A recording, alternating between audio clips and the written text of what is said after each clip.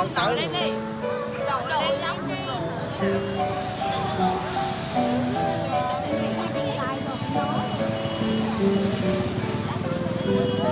nuôi rừng nuôi con.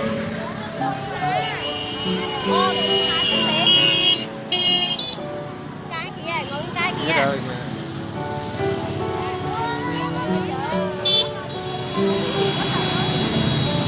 Để không cho bác nữa kìa.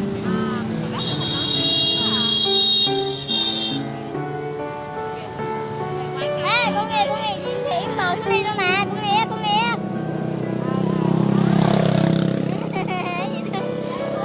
Ba chạy sâu quá.